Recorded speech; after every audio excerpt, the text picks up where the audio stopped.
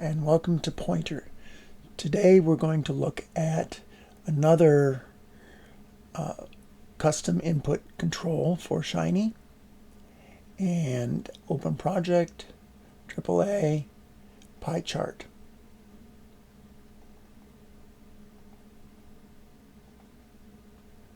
So let's see what it does. Okay, here's a little bit of an explanation about it. The approach is going to be a surgical approach, and let's run it and look at it. Pops up into another window. Okay, this is a pie chart, and the current value is bird. So how do I know that's bird? Well, when I go over here, the blue or the turquoise, light blue, is bird. That's elephant, dog, cat, but the selected one is bird. If I click if I go over to the elephant and click on it, it's now selected as elephant. If I decide that I want it to be dog, I press an update and it's now dog. But if I scroll over elephant, it shows that it's an elephant, but it's that gray thing is an elephant, but but the selection is still dog. Okay, why did I do this way? Well, I wanted to be able to show what I was clicking on, and although I could have put the labels inside the pie shape, they might not always fit. So I thought, okay, let's just stick it up here at the top so that you can see it, and we'll put a circle around that indicating the color of whatever it is that we've selected. So let's go and let's look at the application. Okay, the application, there's an input ID, there's an initial value, which is the initial selection, which is going to be bird. The ID is there, and then we have this Tibble, which is from the Tidyverse, so we have to include the library Tidyverse up here. And then we have our construction for the pie chart button. It takes as an input the ID, of course, a WH for its dimensions, the choices, which is this Tibble, and the current selection. So in this case, what we're doing is that the input to our custom control is actually a Tibble. And then we output the current value and we do an update there. Okay, so let's go over to the SVG side so you can see it. In the SVG, we have some dummy data, which is alpha, beta, gamma, delta, epsilon, and some colors, and a percentage. All right. We add some commands to the choices. And the choices, these are the default choices. We define radius and what our current value is, our current selection. And then this is the part which will be overridden by our app. But for testing purposes inside the SVG, we use these values. Then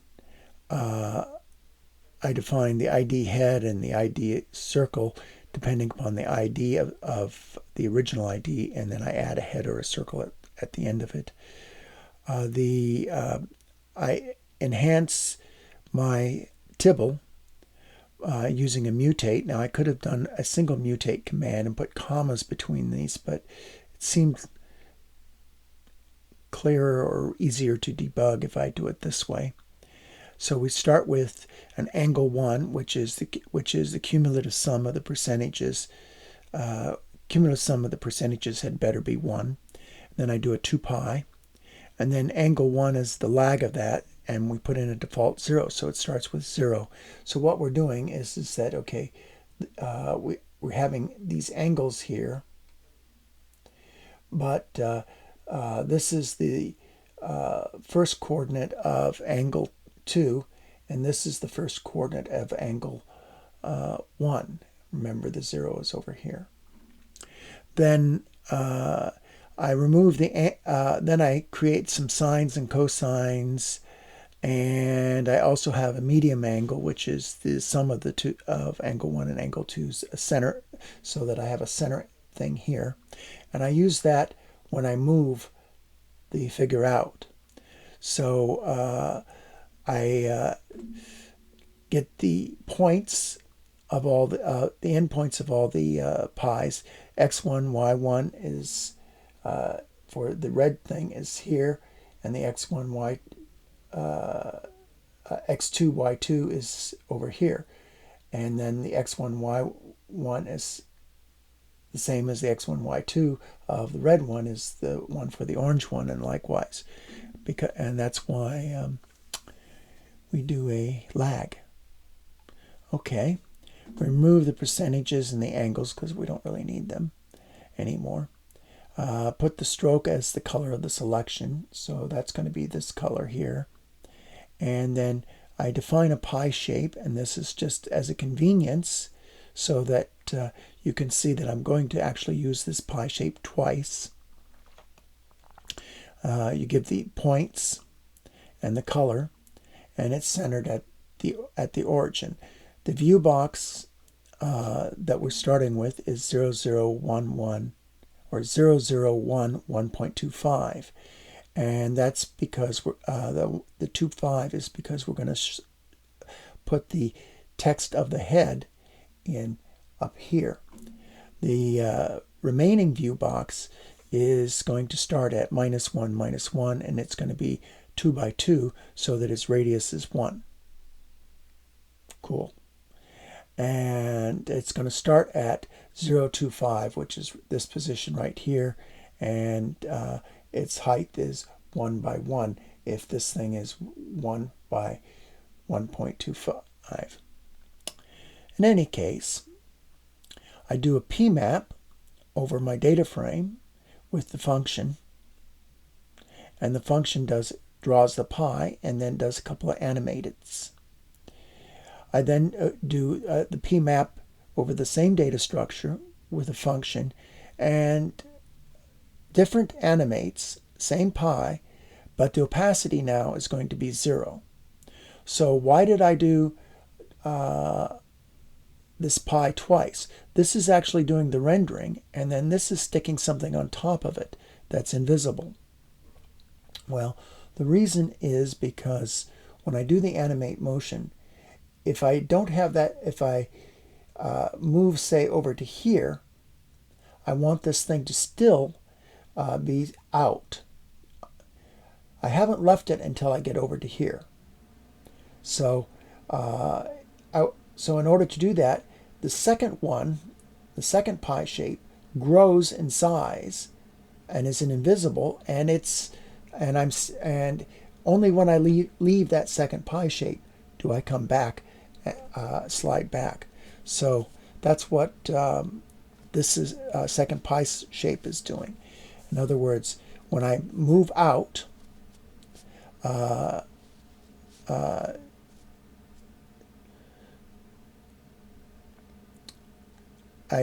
scale back from the outside OD to the inside OD, and undo this. The outside OD is when it's moved totally out, and this thing starts to move back on any out.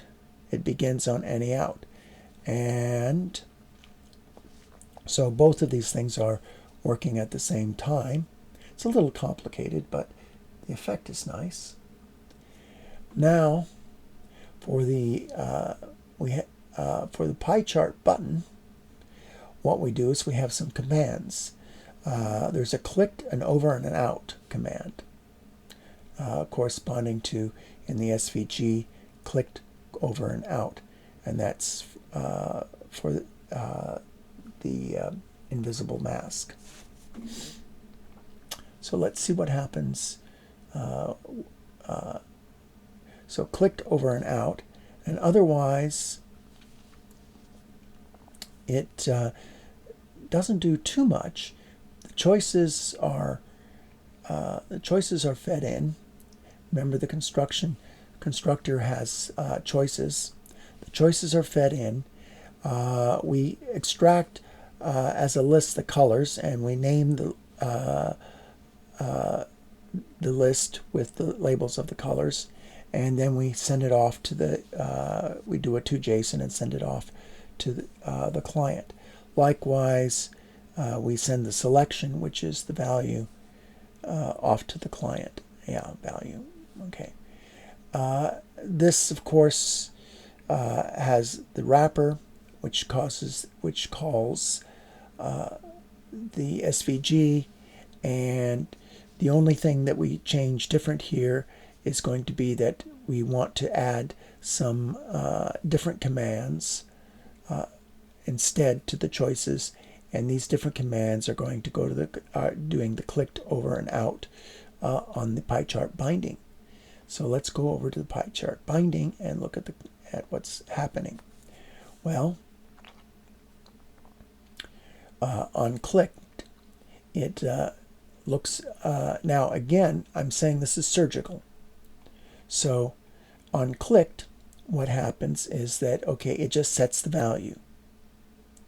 And when I set the value, this, it actually is going to update the head, that's the text at the top, update the circle with the color, and then set the selection and trigger a change, which sends a message back to the server saying something happened. Please be aware. So that's what I do when I click. When I go back over to the server side, you notice that, okay, I don't do any updates. I just return the value. I don't have to do any, I don't have to do this update, because we're no longer doing the brain dead one. We actually did all the re-rendering or fixing up of the rendering of the having clicked on the client side, which was what all this stuff in the set. Get the element, get a color, set the attribute of the color, set the stroke to be that color. And what we also do is for the over and the out function, when we go over, we get the text that's at the top. We get the text at the top. We set it to the value of the selection that we're over, not clicked, but over, and we set the attribute to the fill to gray, so that that text will appear gray rather than black. When we get out, we get the actual selection.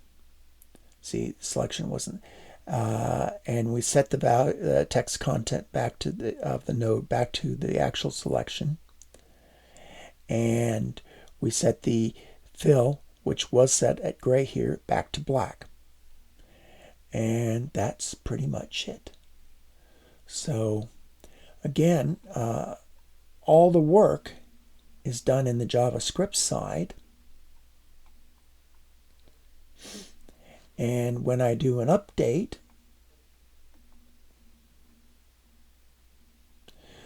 I don't update the whole, I don't recreate the node or anything else. I just take the input ID and the value, which is the selection, and I send them.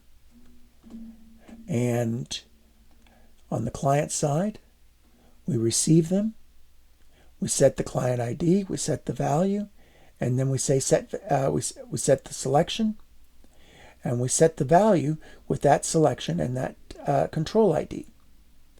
And that goes over to this set value, which does then all the rendering stuff. So the only thing that's being passed between the JavaScript and the and the app, or between the server and the client, is the actual selection. All of the on mouse over, etc., is being taken care of on the JavaScript side. So what that means is it means that it's a little bit more efficient, but you do have to do a little bit of JavaScript. So I hope this teases your curiosity, and be safe and have a nice day. Thank you.